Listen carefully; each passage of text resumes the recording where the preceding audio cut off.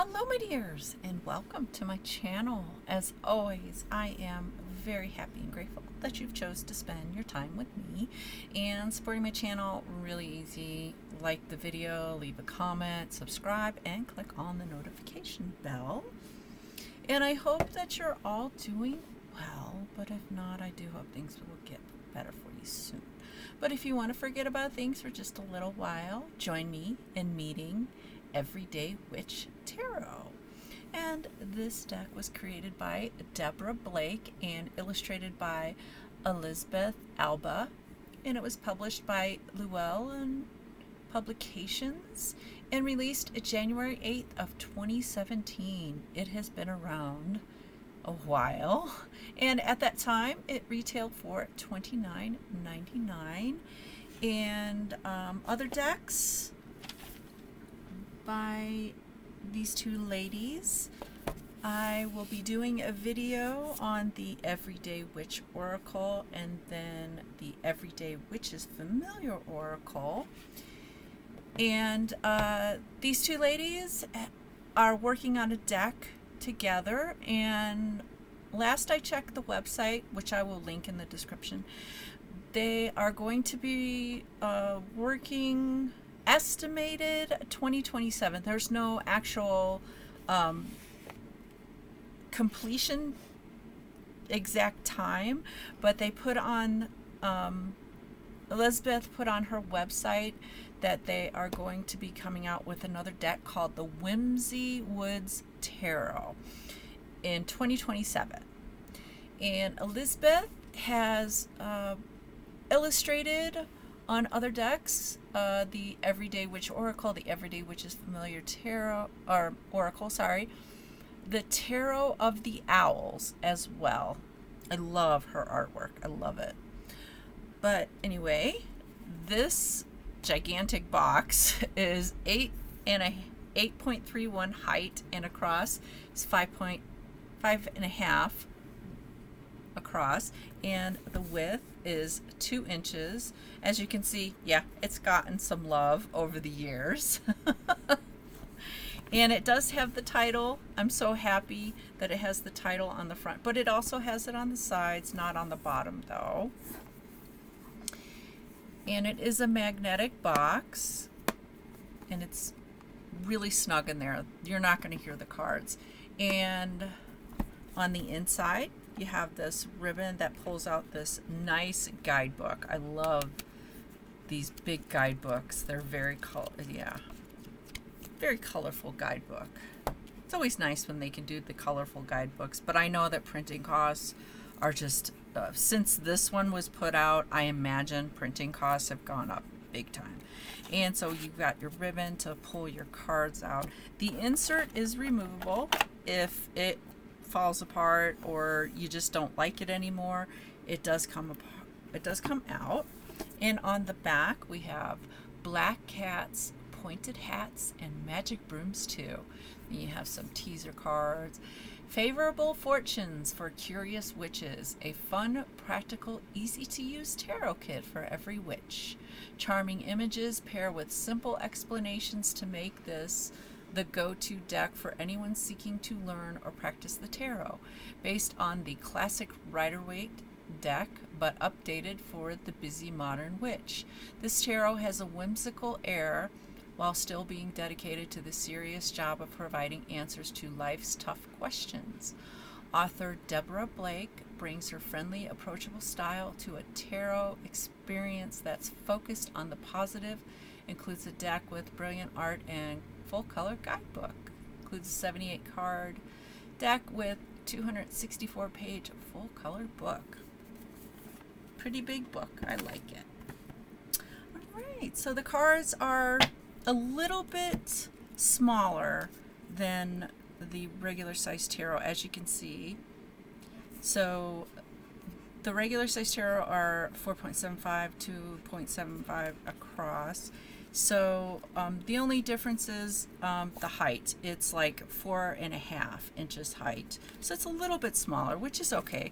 I know that some people, they like the smaller decks. Okay, and reversals will be revealed from the artwork. And you don't have to be a witch, practicing witch, anything to use these cards. I am not a practicing witch or interested in witchcraft, but I love this deck. This is such a, yeah, I really love this deck. And it is a cute one to add to your collection. So don't worry if you are not a practicing witch or into witchcraft or whatever you practice. You don't have to be a pagan. You don't have to be a heathen. All right, so in my tarot decks, I do a side-by-side comparison. And if you're interested in the Rider-Waite tarot I'm using, it is the Radiant one. And you could check it out at US Game Systems. If they don't have it, Amazon has it, because like I always say, Amazon has everything. So, all right, so we're going to do a side-by-side comparison.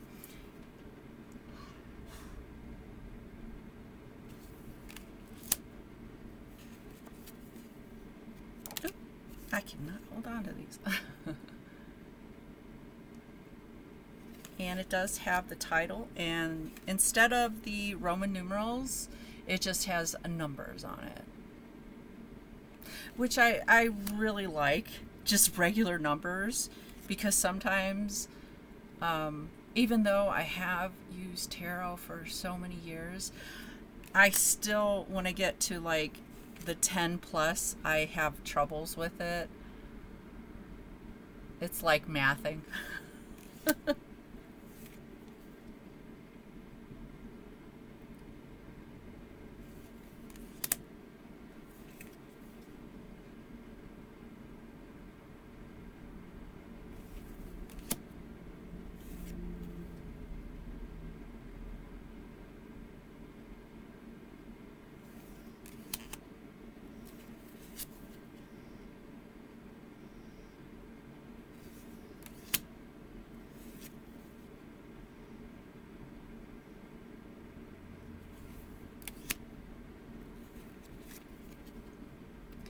And yeah, this, I think this would be a good beginner's deck.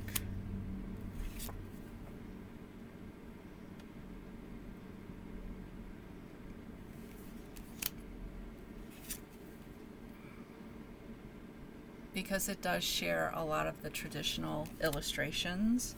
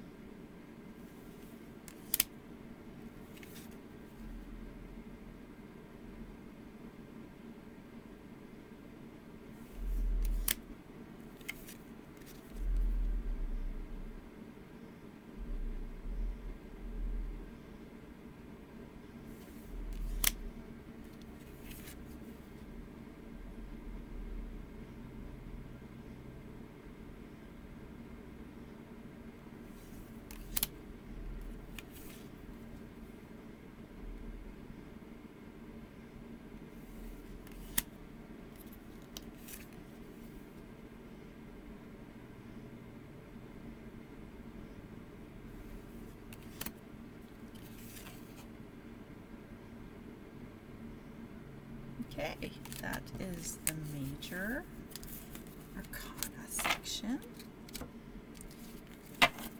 Okay, next we are going on to the swords. Okay.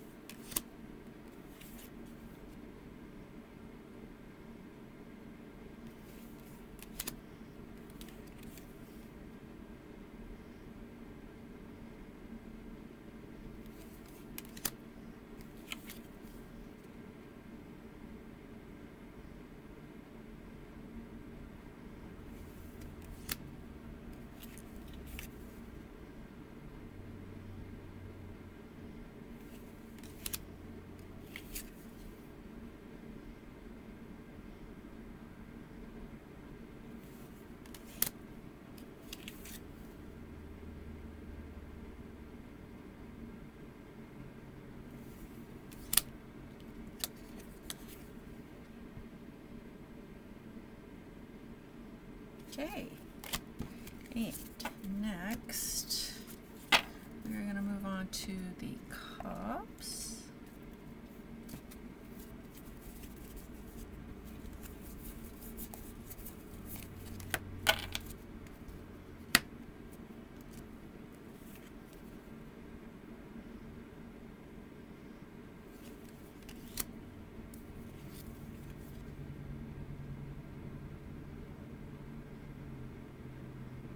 That's cute, the two little kitties.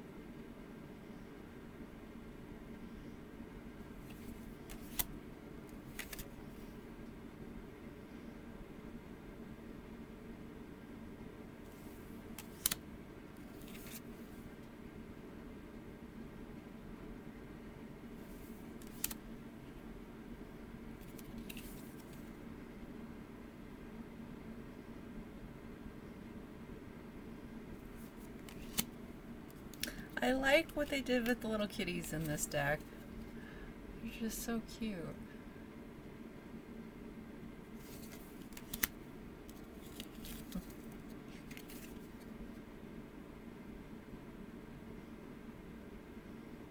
Okay.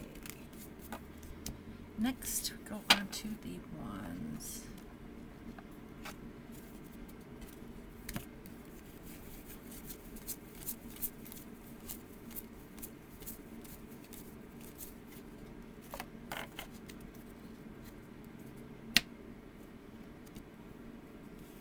I know there's not much to say about this deck. It's one of my favorites. I love the artwork. It really gives you a lot to look at with the cards. It's not overly cartoonish. It's a really nice deck.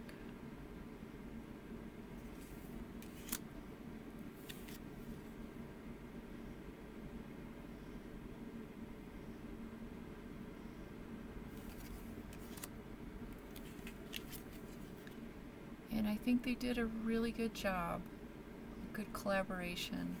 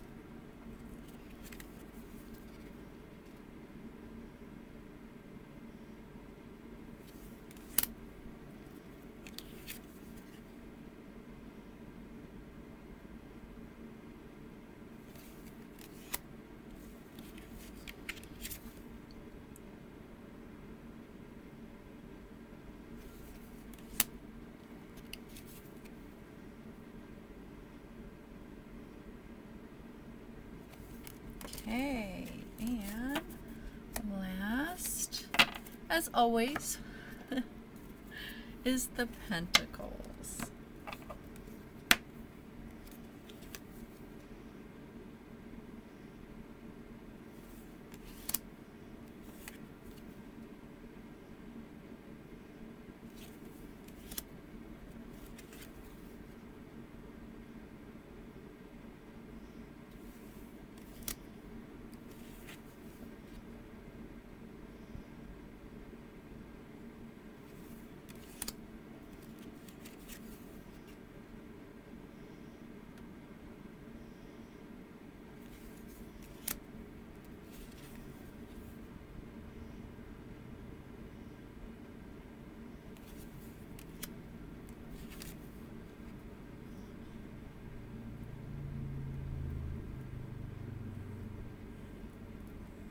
I think this is a nice Seven of Pentacles.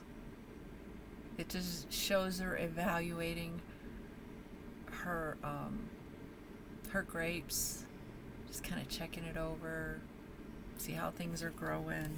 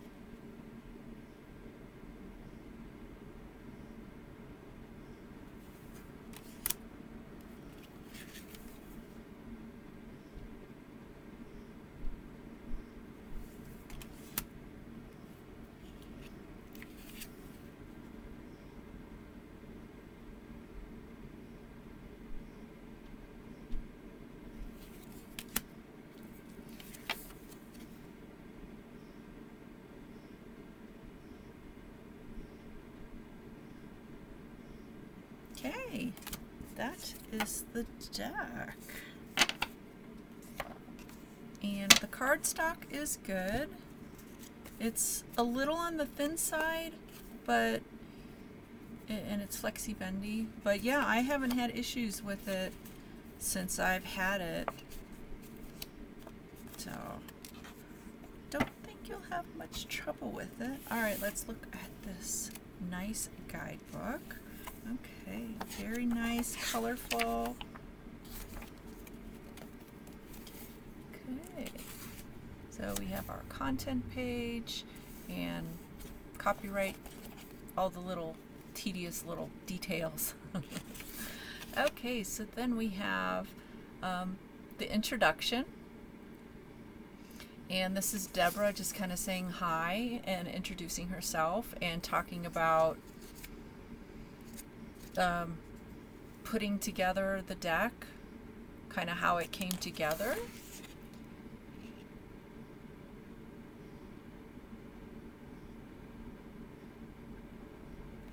Which is always nice. I like to know like the background and what was the inspiration for the deck, if I can find it. Okay, then we have chapter 1, and this one just talks about the tarot, a little bit of history in it, and then we go into breaking down the tarot deck itself with the just breaks it down, tells you about how many cards are in it, what the major arcana, the minor arcana is about, and the 4 suits gives you a little bit of information on what they're about. Then about this deck and how to use it.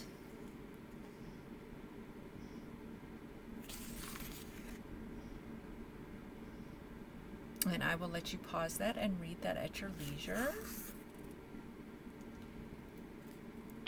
And she talks about just, you don't have to use her interpretations of the cards, and how to do a reading, learning the cards. Oops. It just gives you, this is more like geared towards beginners, but I always like to read it in case there's something new that I can learn. I'm always looking for new things to kind of deepen my readings. And we have doing a reading.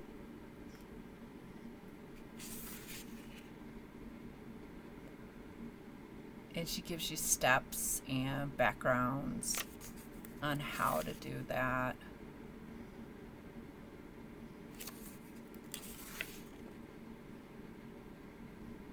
Yeah, this is nice, especially if you're a beginner and you're just looking to find a foundation to start off with. Like, oh my God, what do I do now? I bought a deck. Now what do I do? And she did a really good job in this guidebook, kind of doing a little hand holding, if you can call it that.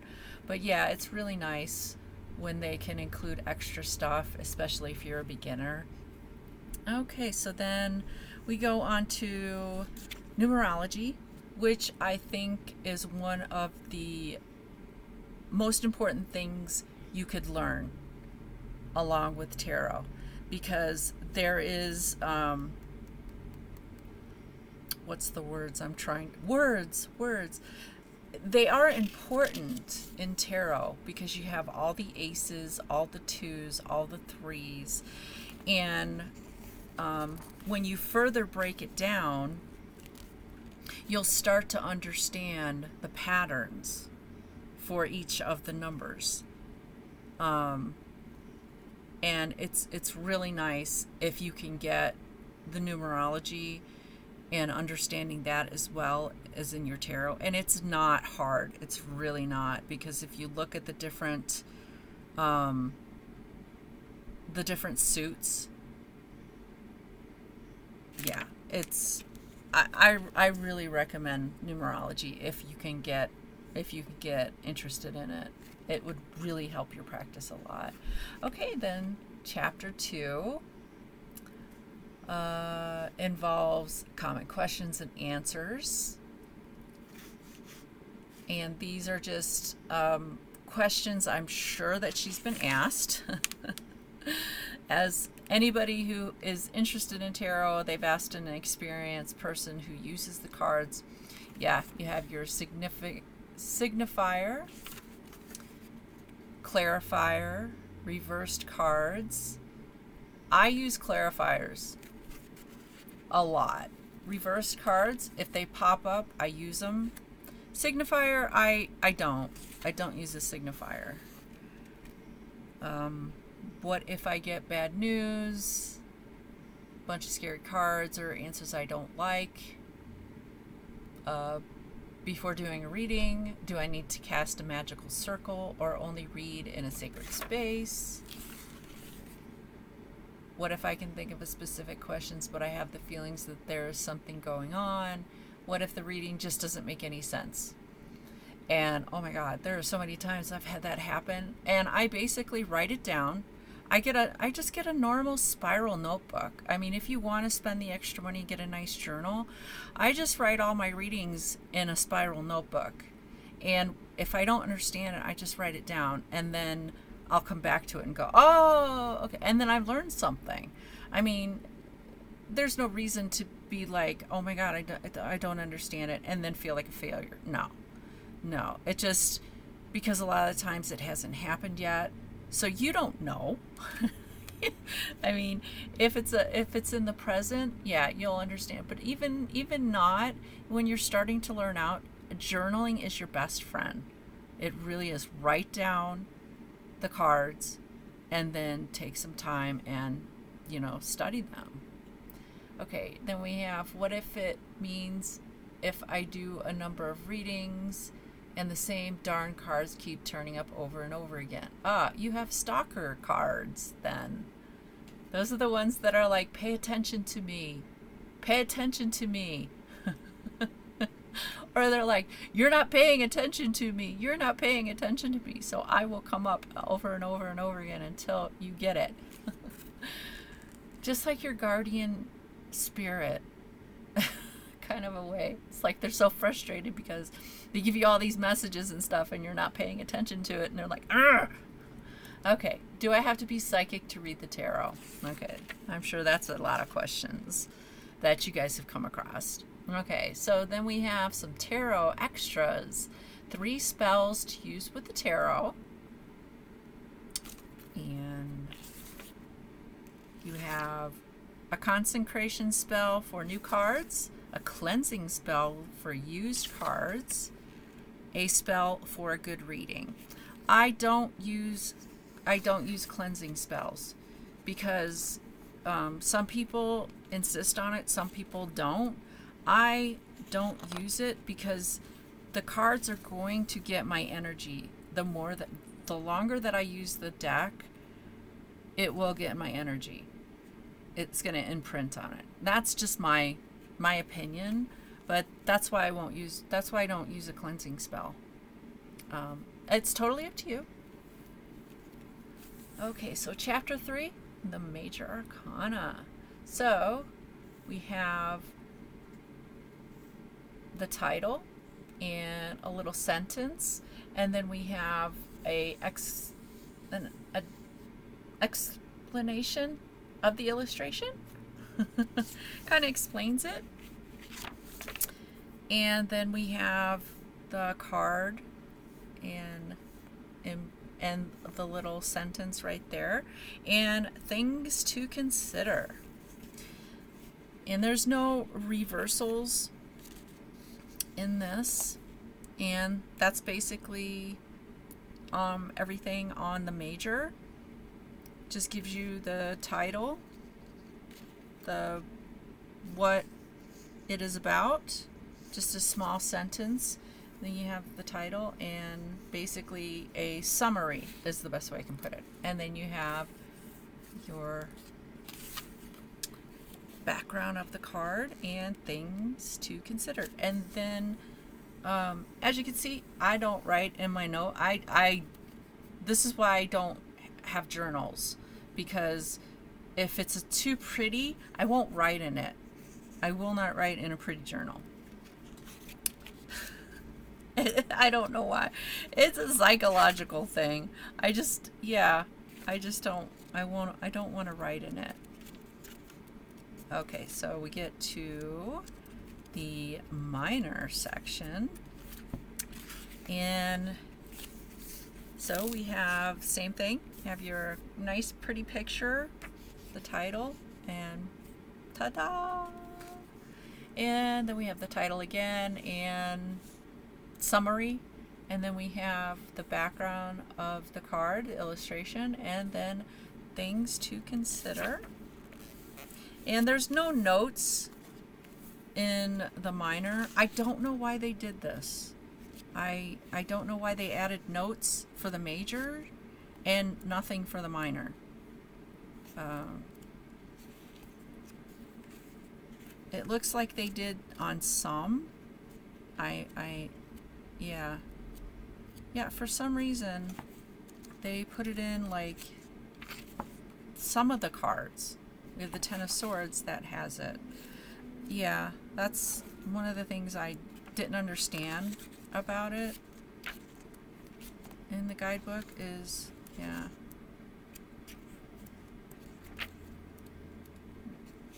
Yeah, see? This one they did 6 of Cups. Put notes on it. 8 of Cups got notes. Yeah. But more than likely, I don't think anybody's ever going to write in it. I know I won't. I don't want to mess up my pretty guidebook. Okay, then we have spreads. Chapter 4. We have a 1-card spread.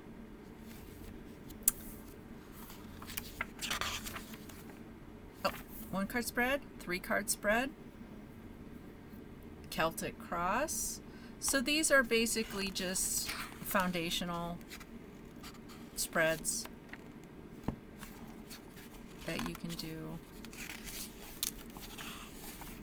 And in the back we have the conclusion.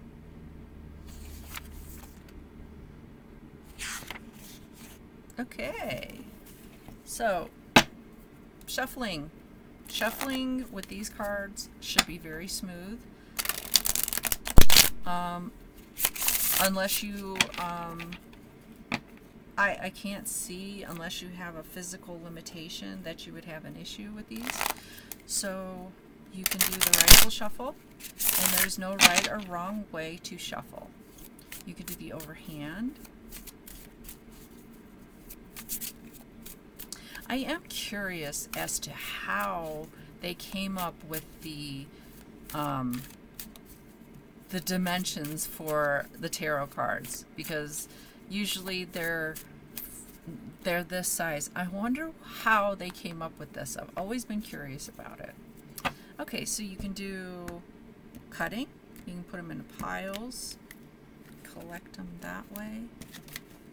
You can do a fan, which this one should be no issue with. And, or you can just spread them all over your table. Alright, so let's pick a card. And the Empress. Okay. Let's pull it up.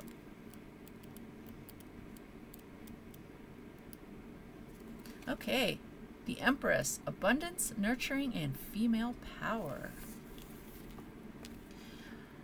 A vibrant witch dressed in flowing, rich-colored gown stands tall and proud. She is sexy and yet also somehow maternal, with her dress draping off her shoulders and spreading out from where it is gathered under abundant breasts. One hand rests on her belly, suggesting that she might possibly be pregnant. The other hand holds a scepter topped with a glowing red ruby crystal, representing the blood of life. Behind her, apple trees bear fruit and blossoms. She is Mother Nature and motherhood itself, nurturing and wise. The Empress is the embodiment of all that is female and powerful, gifting us with abundant strength and growth. She is the cycle of life from birth to death, although for now we look on her in all her vivid and fertile glory, seeing the beauty that resides in every woman, no matter her age or circumstances. She reminds us that all women are divine. The Empress is the personification of growth and possibility. With her on your side, you can achieve anything. Things to consider. Oh, and the summary is the divine feminine is in all of us. Okay, things to consider. The Empress is a reminder to embrace growth, abundance, and your own feminine power. Even men have feminine power, although it may be more subtle. The Empress says yes to life. Do you? What are you growing in your garden of life? Are you nurturing yourself and your own endeavors? The Empress may represent you or some strong woman in your life, a mother or role model, or someone with a strong, nurturing energy. Or she could even indicate pregnancy. Celebrate the divine feminine in your life, no matter what form it takes. Okay, so that is pretty much all I have for this deck. And let me know. I'm sure a lot of you have this deck because this deck has been around for a long time, and I know it is a favorite of a lot of people. But yeah, go ahead and drop some thoughts on it and what you like about it, what you don't like about it. Yeah, just go ahead and drop it in the comments or like the video if you liked it. Okay, but once again, thank you so much for spending your time with me, and I hope that you will join me with another video. But until next time, take care and goodbye, my dears.